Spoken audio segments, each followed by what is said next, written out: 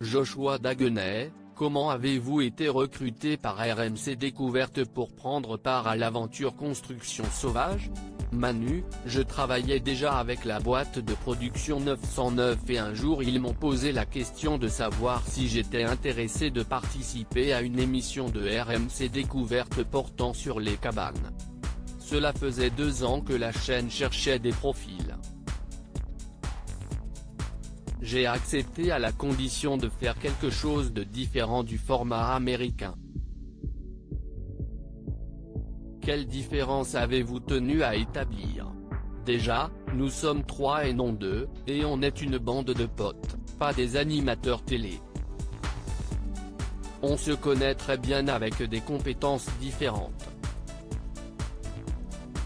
Pour moi, je trouve cela dur d'avoir, dans la version américaine, une discussion pseudo-technique entre le chef de chantier et le bricoleur. Le sujet est coincé entre ces 2 personnes et je ne trouve pas leur réalisation géniale. Nous sommes de vrais constructeurs. Quelle est la construction la plus sauvage à laquelle vous avez été confronté ? Les repérages se font toujours au soleil, mais il arrive que lors de notre retour 3 mois plus tard, nous passons du paradis à l'enfer. Je pense à une cabane en Dordogne, qui n'a pas encore été diffusée. Nous pensions à l'époque que les véhicules pouvaient arriver jusqu'à la cabane, mais la semaine a été pourrie par les averses et les véhicules ne pouvaient pas descendre à moins de 900 mètres de la cabane.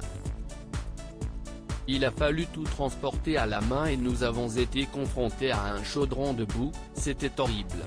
Nous avons été confrontés à un chaudron de boue, c'était horrible. Avez-vous craint de manquer de temps lors des tournages ? La course contre la montre a été un cauchemar. On ne finit jamais à temps, c'est une galère. De mon côté, j'aime procéder à des petits changements pour pimenter les constructions et poser ma patte sur le chantier. En 5 jours, c'est un défi et il faut être dingue pour se lancer là-dedans. Nous ne sommes pas des super-héros mais cela requiert une vision et une organisation. Il faut lutter contre des éléments qui viennent retarder l'avancée des travaux et le temps est notre pire ennemi. On ne cherche pas à être dans la galère, tout est vrai. Cette saison 2 a-t-elle connu quelques ajustements par rapport à l'inaugurale ? En termes d'organisation, nous étions déjà réglés. C'est comme une caravane, nous avons besoin de déplacer du monde, acheter des matériaux qui arrivent en temps et en heure. Pour la 2e saison, je ne voulais pas repartir sur le même type de cabane. Je souhaitais qu'elle soit un peu plus dingue. Nous avons recherché la façon de rendre le tout plus magique avec des prototypes qui n'existent pas. Un lieu inspire la cabane et le client inspire le contact et ce que l'on doit faire. Comment est né ce surnom de roi de la cabane qui vous accompagne dans l'émission ? Ce n'est pas moi qui me suis attribué le titre de roi de la cabane, mais l'écriture. D'un point de vue technique, j'ai beaucoup d'expérience avec tous les matériaux que l'on utilise. Notre travail est maîtrisé. Je ne suis pas le roi de la cabane en tant que tel, mais je suis capable de faire des choses complètement dingues. Je suis dans mon élément et c'est un plaisir davantage qu'un travail.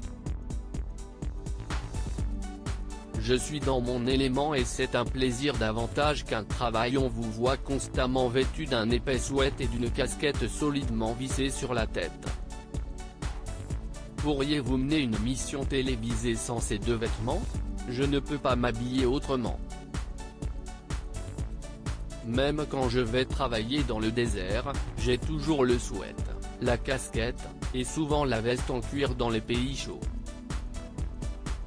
Je pourrais vous ressortir des photos de mes 20 ou 30 ans, je suis pareil.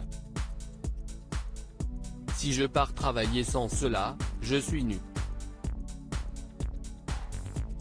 Je suis à l'aise comme ça et je ne travaille pas de la même façon sans ma casquette, mon sweat ou ma veste en cuir qui protège bien plus que n'importe quelle veste.